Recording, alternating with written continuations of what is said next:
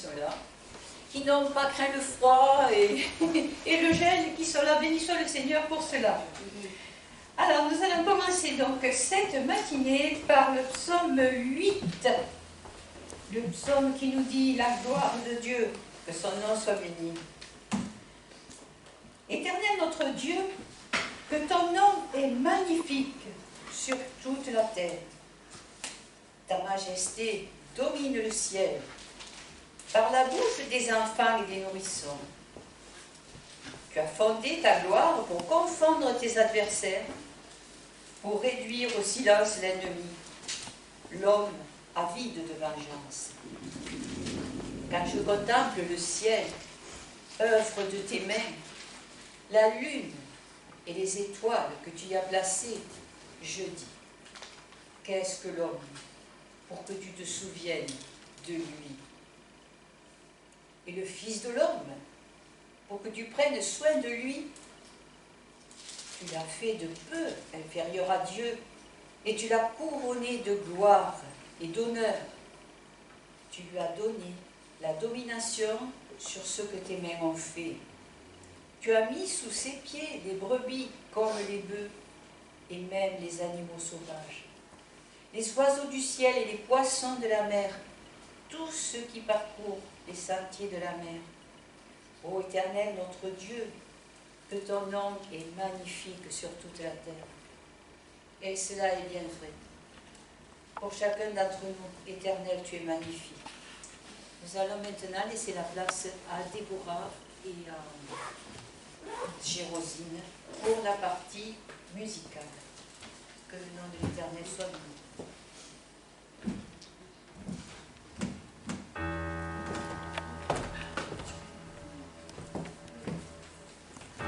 On va prendre ce premier chant qui dit « Grande et merveilleuse ».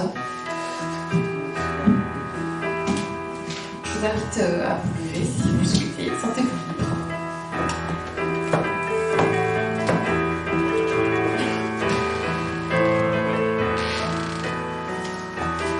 Grandes et merveilleuses sont toutes tes œuvres, ô Seigneur, notre Dieu tout-puissant. Juste et véritable dans toute ta volonté, toi le roi éternel, qui sur la terre et dans le ciel est semblable à toi. Tu règnes sur tout l'univers, Dieu d'Israël. Un jour devant toi, tout genou fléchira, toute langue te bénira. Alléluia, Alléluia, Alléluia, Amen. La la la la la la la la la la la la la la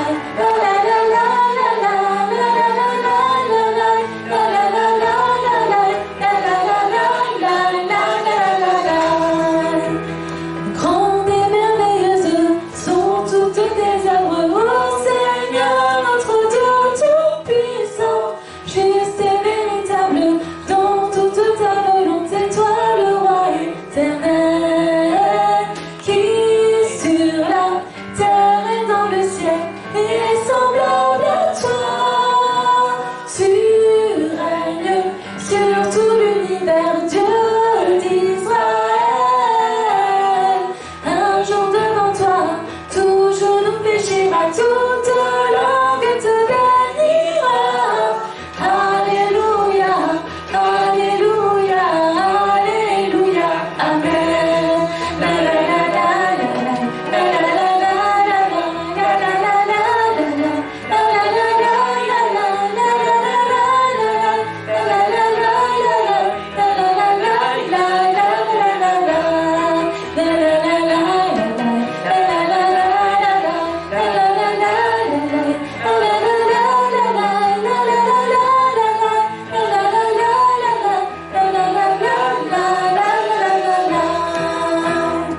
Amen. Vous êtes dans la joie ce matin?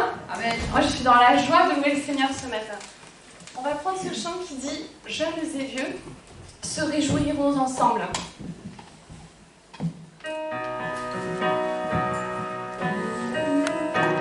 Jeunes et vieux se réjouiront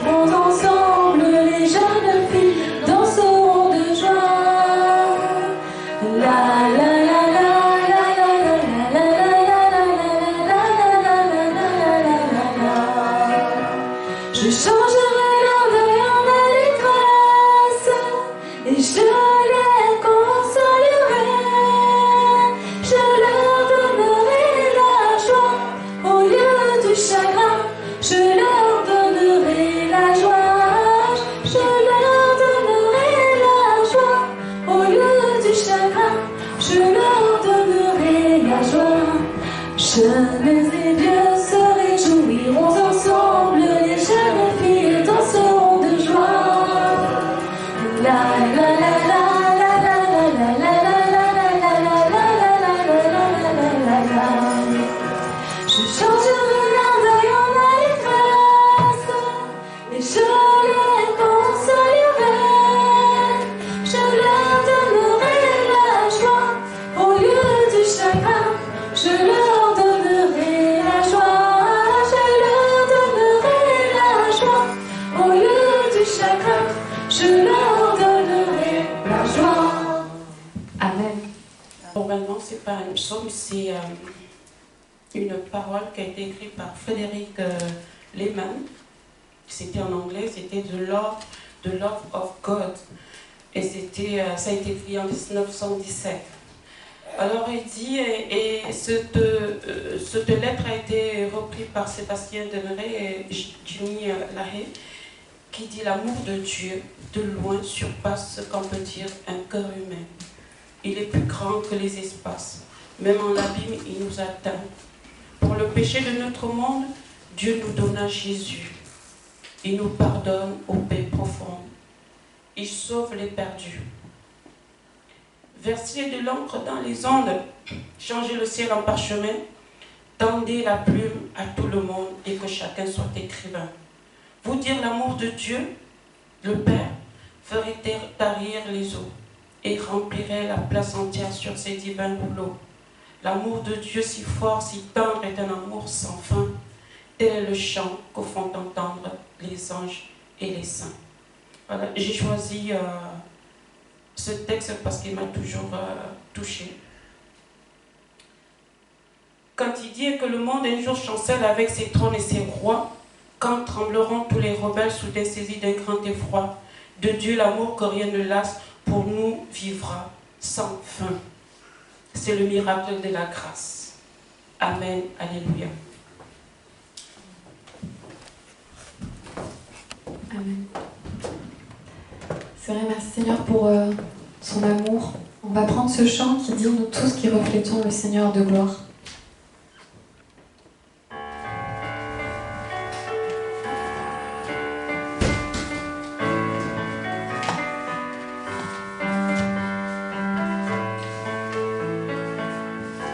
Nous tous qui reflétons le Seigneur de gloire, un visage découvert comme dans un miroir, nous sommes transformés à son image, transfigurés de gloire en gloire par le Seigneur Esprit. Tu es merveilleux.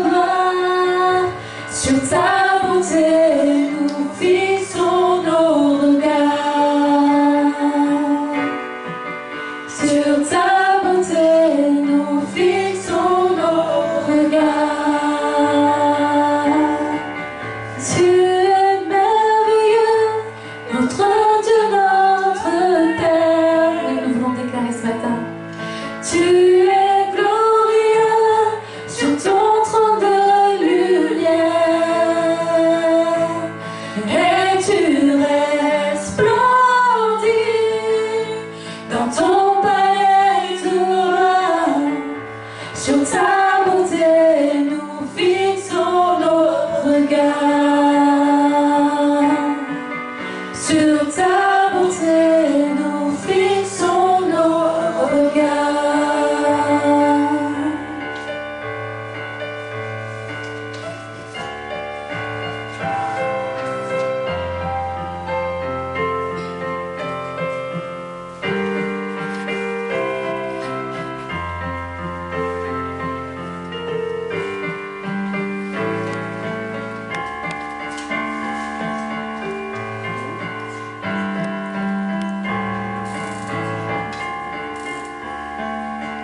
Magnifique est le Seigneur, tout mon cœur pour chanter Dieu.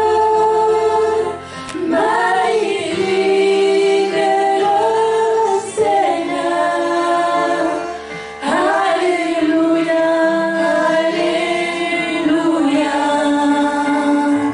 Que puissance, honneur et gloire reviennent au Dieu trois fois saint, aujourd'hui et à jamais. Alléluia, Alléluia. Je vous invite à élever la voix. Que ceux qui veulent prier puissent se sentir libres d'adorer Dieu ce matin.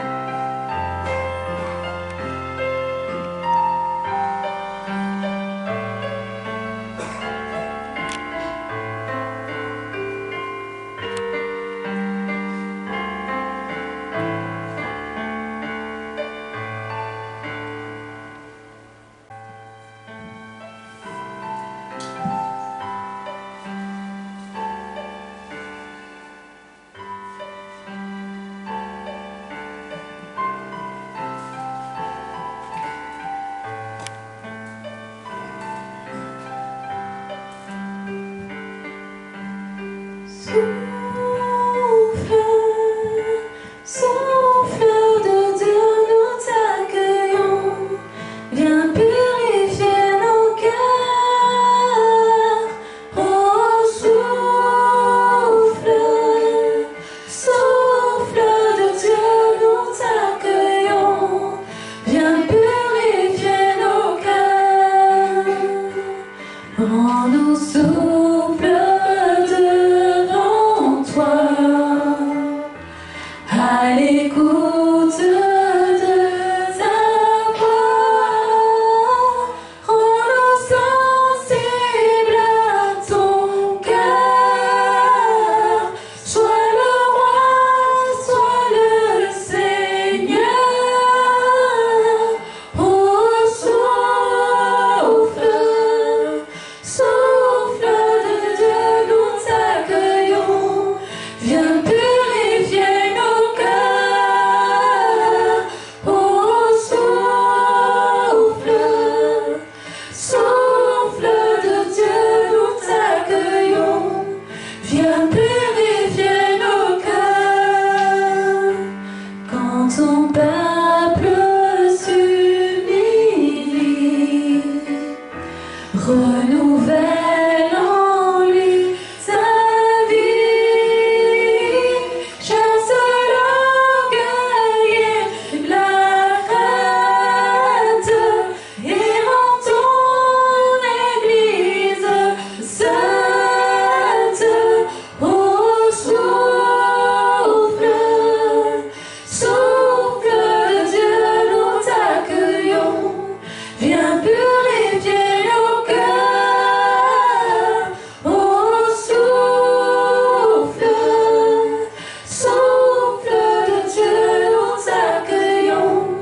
Viens purifier nos cœurs. Quand ton peuple s'unit, quand ton peuple s'humilie,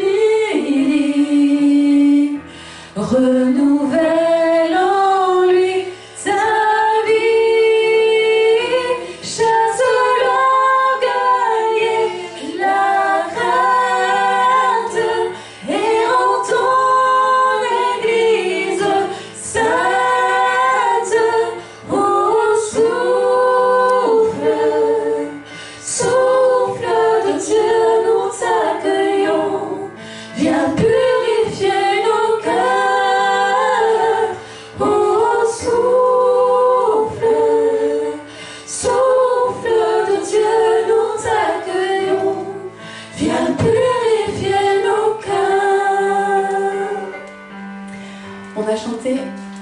ton peuple s'humilie, renouvelle en lui ta vie.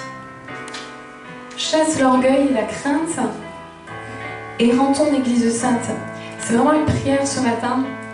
Je ne sais pas si nous réalisons chaque dimanche quand nous nous rassemblons, et chaque jour en fait, que Dieu nous prête vie, que nous avons besoin de la grâce de Dieu. Nous avons besoin de encore venir à la croix, nous demander pardon pour nos péchés, pour nos iniquités, pour nos manquements conscients, inconscients. Dieu est saint. Et je ne sais pas si ce matin, j'aimerais qu'on ait peut-être 5 minutes de prière dans ce sens-là, demander pardon, nous humilier devant Dieu. Nous avons besoin de sa grâce, nous avons besoin de sa grâce dans nos vies, nous avons besoin d'être renouvelés dans l'Esprit Saint, nous avons besoin d'être visités par Dieu, de ne pas être là par habitude, de partir comme nous sommes arrivés, que vraiment nous puissions prendre quelque chose dans l'Esprit ce matin, que nous laissons conduire par le Seigneur. On va juste reprendre le couplet, le refrain, et après avoir ce petit temps de prière. Dans ce sens-là, demander pardon au Seigneur pour tout ce qui l'attriste dans nos vies. Souffle, souffle de Dieu, nous t'accueillons, viens purifier nos cœurs. Oh, souffle, souffle de Dieu, nous t'accueillons, viens purifier nos cœurs. Seigneur, nous voulons te demander pardon pour notre orgueil, pardon pour nos iniquités, pardon pour nos manquements, pardon pour tout ce qui freine ce que tu nous parles, que tu agisses dans nos vies. Pardon, Seigneur, pour tout ce qui t'attriste. Viens encore, Seigneur, nous laver, nous sanctifier. Nous avons besoin de ta grâce. C'est vrai, tu nous aimes, Seigneur, mais Seigneur, aussi tu es un Dieu saint, Seigneur, et ce matin, nous voulons t'apporter nos vies, Seigneur. Prends tout, sois le Seigneur de nos vies, sois non seulement notre Sauveur, mais deviens notre Seigneur en toutes choses. Seigneur, merci encore pour ton Esprit Saint qui nous sanctifie. Merci encore pour ton pardon qui coule de la croix, Seigneur. Mais Seigneur, nous voulons prendre conscience que c'est vrai que nous avons ta grâce qui nous sauve, Seigneur, mais combien encore tu es notre roi et nous voulons t'honorer comme notre roi, comme tel. Prends nos vies ce matin, parle encore à nos cœurs. Seigneur, que tu puisses encore parler aux uns et aux autres et à moi-même, Seigneur, sur les choses sur lesquelles, Seigneur, je dois changer, Seigneur, sur les choses sur lesquelles je dois te les abandonner, Seigneur mon Dieu. Que tout ce qui fait frein et résistance maintenant dans nos cœurs, dans nos raisonnements, soit brisé au nom de Jésus. Vraiment, Seigneur, viens par ton Esprit Saint, Seigneur. Victoire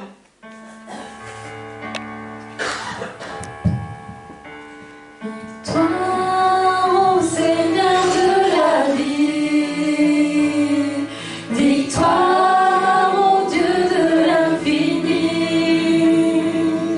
victoire au nom de Jésus-Christ, victoire pour le Saint-Esprit.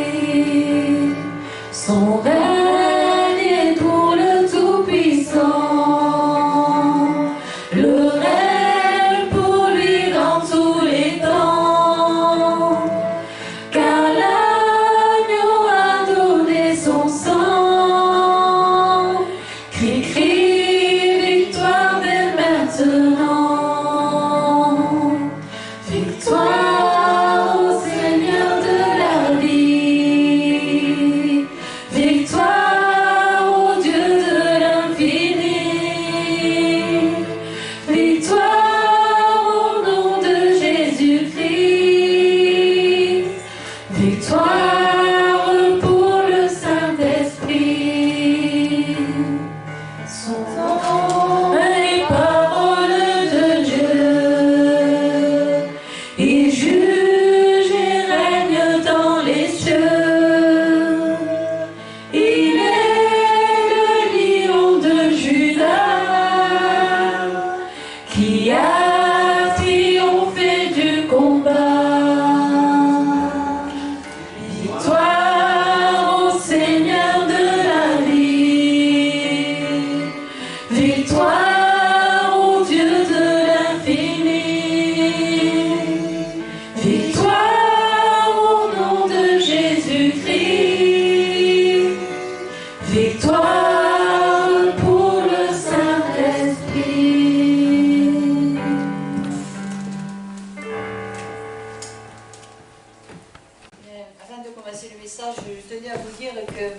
c'est pas parce qu'on l'a fait plusieurs fois que c'est sans émotion.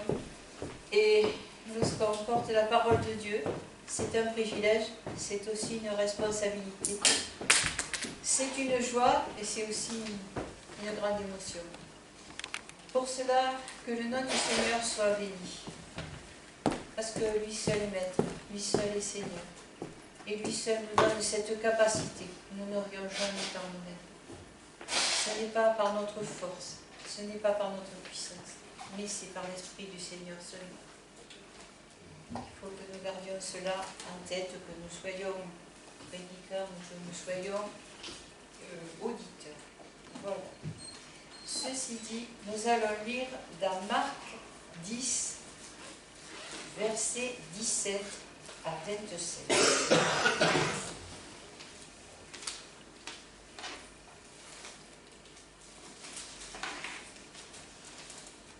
Comme Jésus se mettait en chemin, un homme accourut et se jeta à genoux devant lui. « Bon maître, lui demande-t-il, que dois-je faire pour hériter de la vie éternelle ?» Jésus lui dit, « Pourquoi m'appelles-tu bon? Personne n'est bon, si ce n'est Dieu seul. Tu connais les commandements. Tu ne commettras pas d'adultère, tu ne commettras pas de meurtre, tu ne commettras pas de vol, tu ne porteras pas de faux témoignages, tu ne feras de tort à personne. Honore ton père et ta mère. » Il lui répondit, « Maître, j'ai respecté tous ces commandements dès ma jeunesse. » L'ayant regardé, Jésus l'aima et lui dit, « Il ne te manque qu'une chose. Va vendre tout ce que tu as. Donne aux pauvres et tu auras un trésor dans le ciel.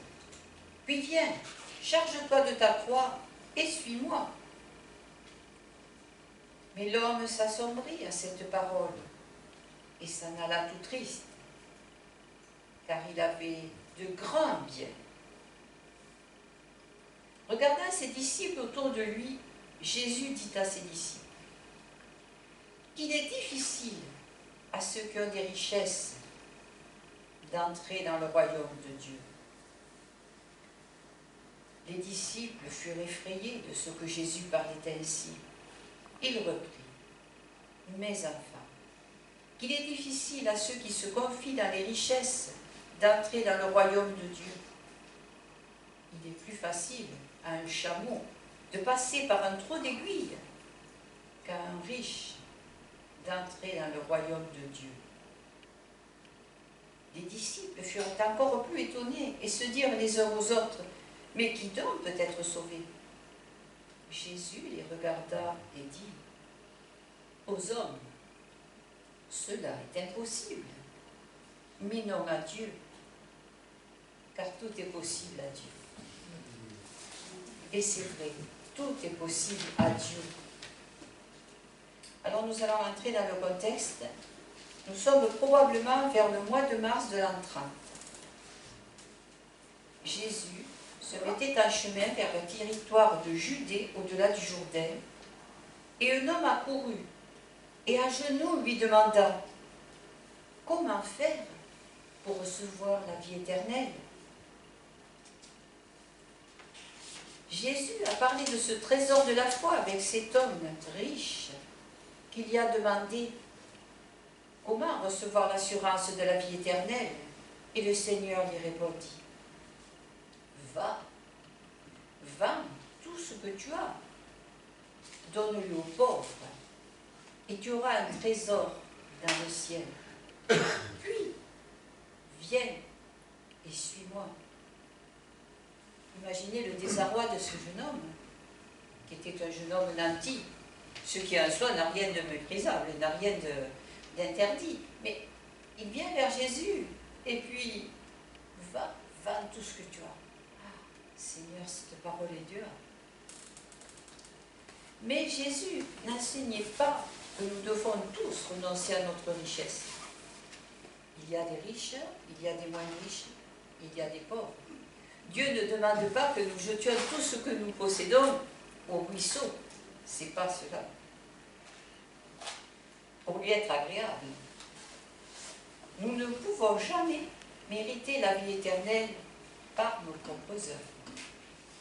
Alors là, petit coup d'œil dans le passé à ce qu'on appelait les indulgences, qui étaient capables, entre parenthèses, d'avoir le salut, celui qui pouvait se le payer. Celui qui pouvait se payer son petit siège, sa petite plaque, sa petite chaise. Bon, de petites choses en petites choses, ça faisait que les pauvres étaient totalement exclus de cette histoire. Eux, eh bien, avaient-ils une âme? Évidemment. Nous, on sait très bien que tout le monde a une âme. Mais bon, voilà, c'était comme cela. Il est vrai que nous avons beaucoup de peine à reconnaître et à admettre que tout ce que nous faisons de bien vient de Dieu. Ça, c'est l'homme. Je suis bon, vous voyez comme je suis bon. Je fais plein de bonnes œuvres. Je donne par-ci, je donne à tel organisme. Je fais ci, je fais là. C'est bien. Cela fait du bien socialement. Mais aux yeux de Dieu, c'est autre chose. Et oui, il n'y a rien que nous ne puissions mériter, que nous ne puissions faire pour mériter l'approbation de Dieu, ou tout simplement lui être agréable. Tout ce que l'on peut dire des efforts de l'homme pour faire acquérir par lui-même le pardon et la grâce de Dieu est faux et inutile. Parce que cela bien réside du rejet de la parole de Dieu. Des sages selon le monde, il y en a tout plein. Des gens qui se disent sages et qui ont certainement une certaine sagesse. D'ailleurs, il y aurait long à dire sur la sagesse. Certains se disent j'ai la zénitude, j'ai la sagesse. D'autres vous diront j'ai la sagesse des livres. D'autres vous diront quand même à mon âge je suis sage, ce qui n'est pas prouvé. Mais c'est comme cela. Alors l'homme se débat dans ses efforts, souvent faux et inutiles. Et cela ne fait pas la gloire de Dieu. Qu'est-ce qui fait la gloire de Dieu? C'est tout simple. La foi, la confiance en sa parole.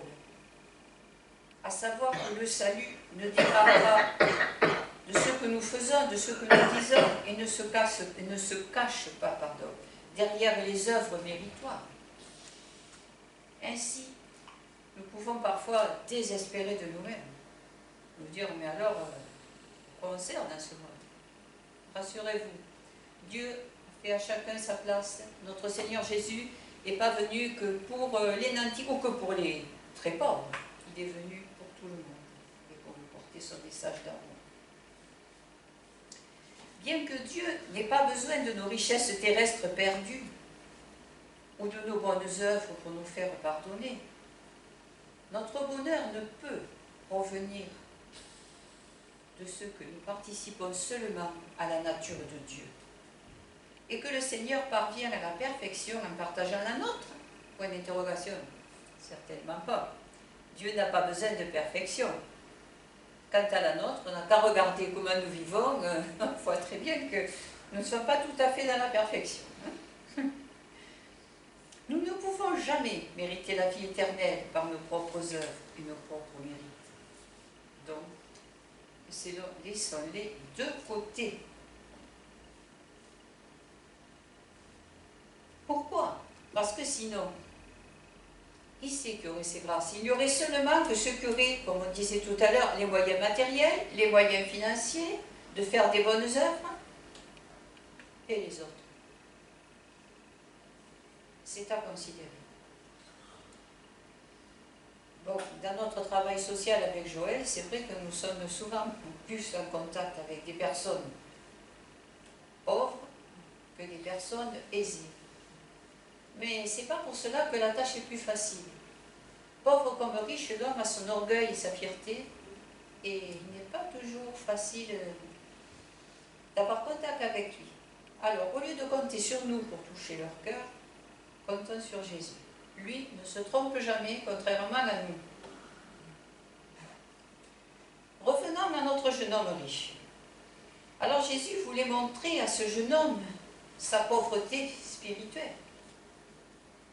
Son cœur désirait réellement garder sa propre richesse matérielle pour jouir de ses plaisirs et des plaisirs du monde, ou par peur du lendemain, ou par peur du manque, ou par prudence excessive. Il y a tant de raisons. Mais Jésus, c'est lui, le Maître et Seigneur de la vie. Alors, autour de toi, autour de nous, regardons, pardonnez-moi l'expression, cessons de nous regarder le nombril. Nous ferons mieux comme ça des besoins, des désirs des autres. Et ce n'est pas parce que nous sommes chrétiens que nous en sommes dispensés. C'est aussi valable pour moi que pour n'importe quel chrétien. Cessons parfois de nous regarder le nombril ou les ongles des pieds et nous aurons les yeux plus clairs. Cela ne veut pas dire que nous n'avons pas d'épreuves. Nous en avons tous. C'est parfois très dur. Mais remettons-les à Dieu plutôt que de les remettre à nous-mêmes. Et voilà comment nous pourrons apprendre à partager avec le riche comme avec le pauvre, avec la personne aisée comme avec le démuni, avec la même simplicité qu'avait Jésus. Jésus était simple avec ses disciples, il était simple lorsqu'il parlait, il était simple dans sa vie. C'est l'exemple que nous devons avoir. Donc, rassurons-nous, si cela peut nous rassurer, aucune bonne œuvre ne peut nous mériter la vie éternelle. Essayez toujours, vous vous fatiguerez. C'est une pure grâce de Dieu, à cause du sacrifice à la croix de Jésus, son Fils bien-aimé pour nous racheter de nos péchés. Ni aider les pauvres de ce monde actuel, ni donner tout ce que nous possédons. Nous pourrions donner tout ce que nous possédons. Jésus ne veut pas cela. Jésus veut seulement que nous lui donnions notre cœur tout entier. Comme dit la parole, aujourd'hui, si vous entendez ma voix, n'endurcissez pas votre cœur. C'est tellement important. Nous voyons tellement de cœurs durs et fermés autour de nous. De cœurs fatigués et chargés, mais ça ne nous fait pas la joie dans notre cœur. Nous aimerions tellement qu'il soit délivré par la grâce de Dieu. Alors pour suivre ce chemin de la vie, un seul chemin, Jésus. Le seul vrai trésor dans le ciel est celui qui nous aidera sur cette terre à nous voir autrement, à voir notre prochain autrement. Que nous soyons convertis de fraîche date, que nous ne soyons pas encore, que nous soyons en marche. Jésus nous appelle ce matin à considérer notre vie avec sérieux devant lui. Pas comme une tragédie, mais avec sérieux. La vie de Christ, c'est la seule qui puisse nous apporter le bonheur, la joie et la vraie richesse. La vraie richesse, c'est Jésus dans notre vie. La vraie richesse, c'est le Saint-Esprit. C'est cette œuvre merveilleuse du Saint-Esprit. Que sommes-nous sans lui? Regardons-nous vraiment. Nous sommes une coquille vide. Nous pouvons être des religieux. Il y a plein de religieux dans le monde. Il y a plusieurs religions, mais il n'y a qu'un seul Dieu, qu'un seul Christ, Jésus. Alors ce matin, je vous exhorte à tenir compte de cela pour chacun de nous, pour moi-même, et de se rendre compte que le Saint-Esprit est quelque chose qui n'est pas un truc qui plane au-dessus de nous, mais qui est indispensable à notre vie. Sans lui, nous sommes des coquilles vides. Nous sommes des reins qui résonnent, nous sommes des cymbales qui retentissent. La musique peut être très belle, mais il n'y a plus la vie. Ce n'est pas un jugement, c'est loin d'être une condamnation. Je fais partie aussi de ce peuple-là, puisque je suis avec vous. Aujourd'hui, pensez à sonder vos cœurs.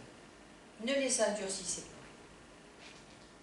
Il n'est jamais trop tard pour avancer avec Dieu et il n'est jamais trop tôt.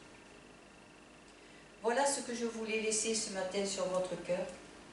Ce message est court, mais je souhaite de tout cœur que le Saint-Esprit vraiment imprègne chacune de vos personnes. Sondez vos cœurs. Nous aurons des comptes à rendre à Dieu.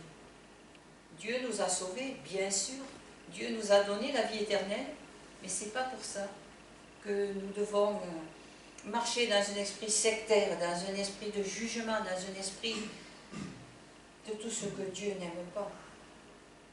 À cette passoire-là, nous ne passerons pas non plus. Voici ce que je voulais vous laisser ce matin.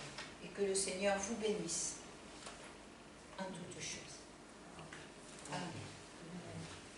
Je vais laisser Déborah maintenant chanter, enfin faire un cantique plutôt.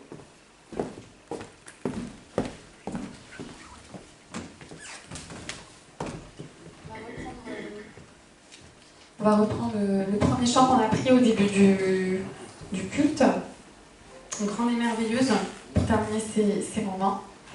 Je ne sais pas vous, mais moi j'ai passé un super moment avec vous et dans la présence du Seigneur. Donc, je vous invite à vous lever, n'hésitez pas à taper des mains, c'est un chant de joie.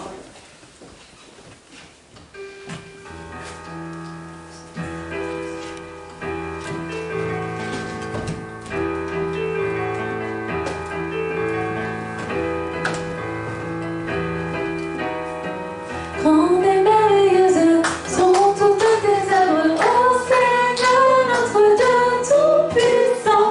Juste et véritable dans toute ta volonté, toi le roi éternel, qui sur la terre et dans le ciel est semblable à toi. Tu règnes sur tout l'univers, Dieu d'Israël. Un jour devant toi, tout genou fléchira, toute langue te bénira. Alléluia, Alléluia, Alléluia, Amen. La la la la la la la la la la la la la